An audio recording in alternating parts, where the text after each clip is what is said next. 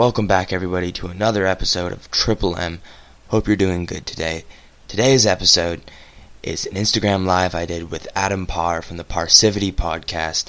I'm going to drop his Instagram in the description of this episode. Be sure to check him out and enjoy the episode.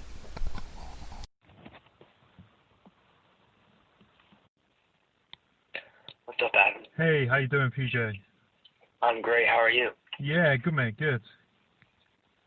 No, thank you for doing this and coming on the podcast. Really appreciate it. Of course. I like people to be on my podcast, so I'll be on anyone else's podcast. Yeah, that's how it works, isn't it? So, Yep. how did you get into what you do? I see that you do music. Is it music directing? Is it music art? No, I manage. I manage music artists. Yeah, Awesome. This is actually a story I love to tell. Yeah, of course. It was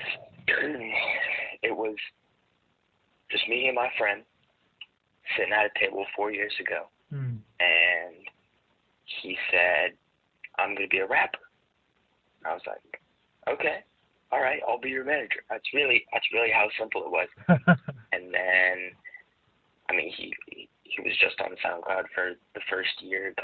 We got excited, over 500 plays when we got it. Nice. It was really not that big. And then a year after that, I started my own label.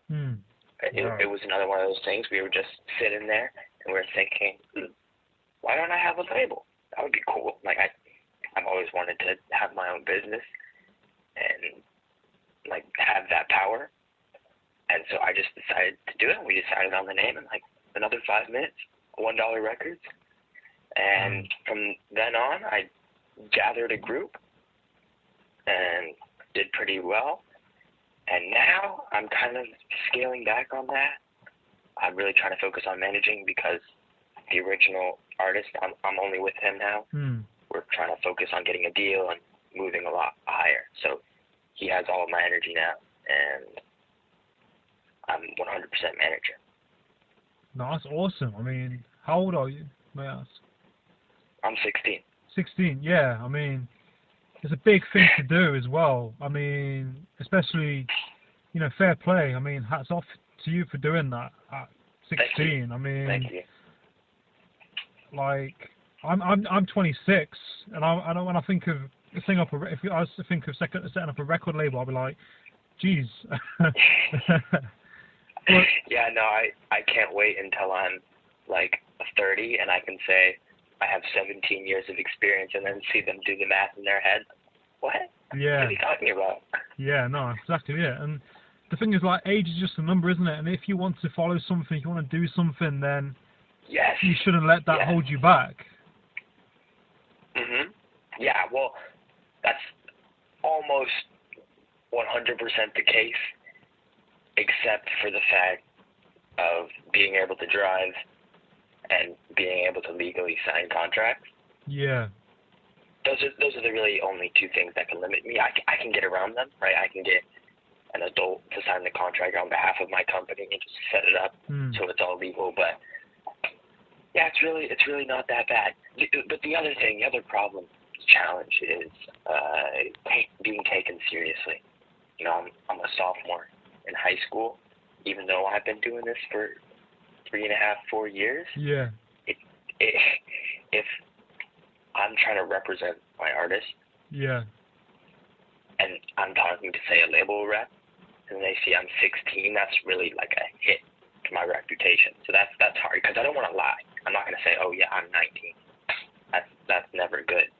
But it's also not the best thing to be 16 and have to tell them that. Yeah, the thing is, age is, this is the thing with age, isn't it? A lot of people get judged by their age and their experience, and they think, oh, you're a certain age, you haven't got experience, and it's well, there's a quote, and it's something it's not the years in your life, but the life in your years. Yeah. You could be 20, 21 and have more life experience and be a deeper person than someone who's 50. Yeah, I totally agree. And I think judging by age is bad, but I really don't think there's anything wrong with judging by experience. That's something a lot of people confuse. Like, if you judge me by my age, that would not be good for me. 16 is not an age synonymous with having tons of experience, but if you judge me by having 3.5, 4 years of experience, then you would actually see the picture. So, I have a problem with ageism, but not experiencism. Yeah, no, exactly, and I think, like, you know, it's great that you're following your passion and you're doing something that is of interest to you. And that's what it's all about, isn't it? Because, you know, you're doing something you love and you enjoy. You're working with someone who's passionate about music. Yeah, that's the biggest thing, because I love this. I love what I do. At 16, I have absolutely no reason to be working the amount I do. I mean, if I didn't want to, I could quit right now. But the thing is, I just love it so much, and people do not understand that. They're not like, how can you do something for 12 hours a day and be happy? Like, I love it. That's it. Like, I really, really love doing it.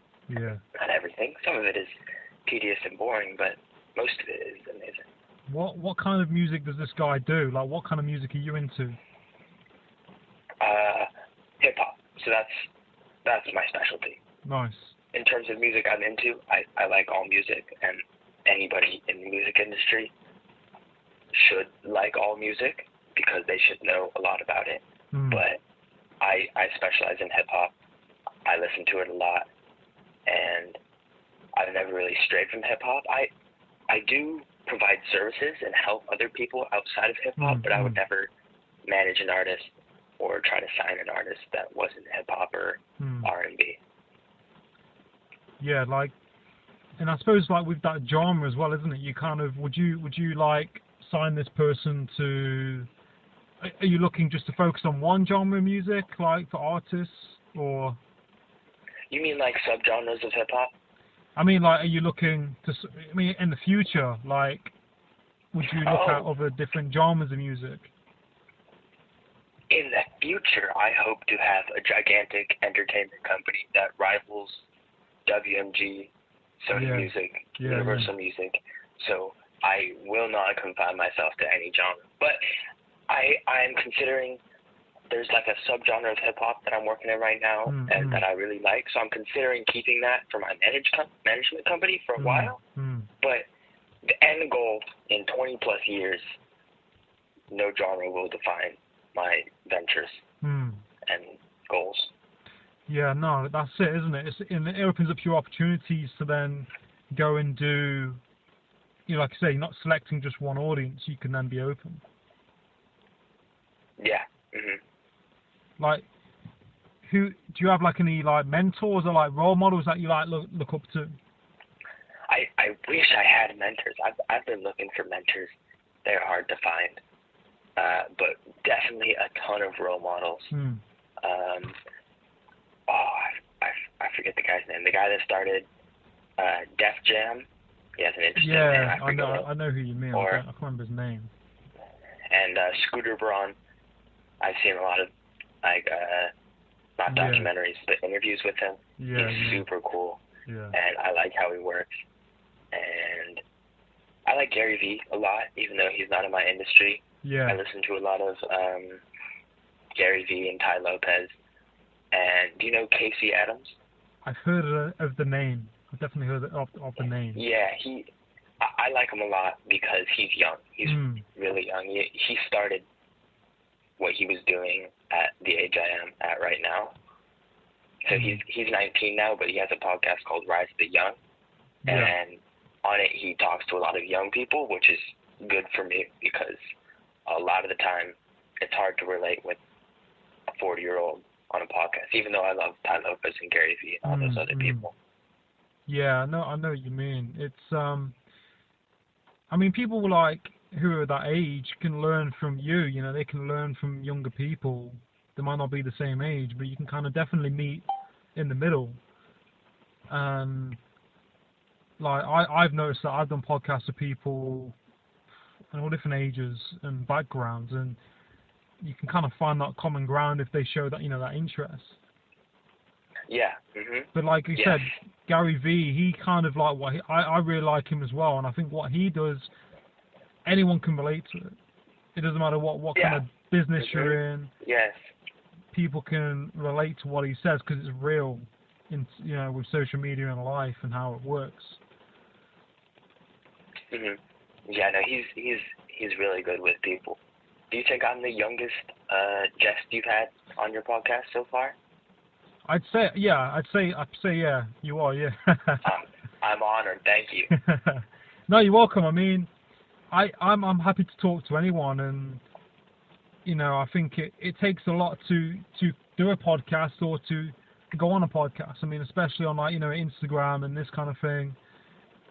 You have to take not a risk, but you have to put yourself out there, and it's going out into the unknown, and it can be scary. I mean, especially what you're doing with this music thing as well. I mean, yeah, it is scary going out into the unknown. I just recently started just putting out daily content on my Instagram, and the first video I released, I was like, whoa, are people gonna like this? I listened to Gary Vee, and I was like, I just put it out there. Who cares? And people did like it.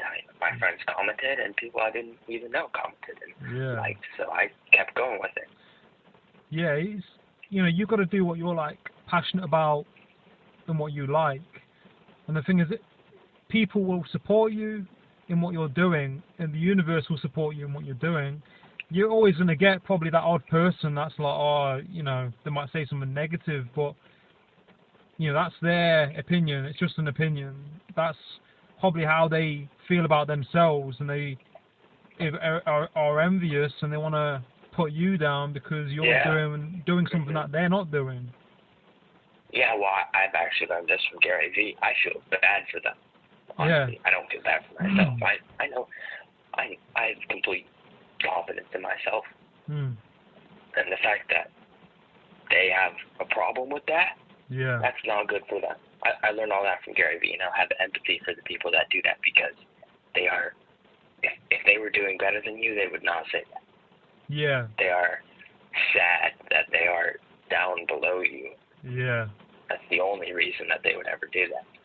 Yeah, no, that's it. They're not happy in themselves, and they want you cause insecurities in them, and they want to pull you down to their level, because you being good or following something or having the confidence, the list goes on. That makes them feel a certain way. And when you take that perspective of feeling sorry for them, it's you're not giving too much energy to it. If you're getting frustrated or you react, then they're going to pick up on that. You touched on something that has been my personal philosophy. Yeah. About getting angry. I try. I don't always succeed, but I try to never be angry, because just to me, this is like my own. I could be totally wrong, but anger kind of shows weakness. Like, if you let something make you angry, then it's important to you, and it's crucial to whatever you're doing, and that shows that you're relying on something. So I don't like to get angry. I can't choose whether I do it or not. I can try, but that's one of the big things. Don't get angry over anything. Not just a hair. If something doesn't go right, you will, and you can maintain your composure. Yeah.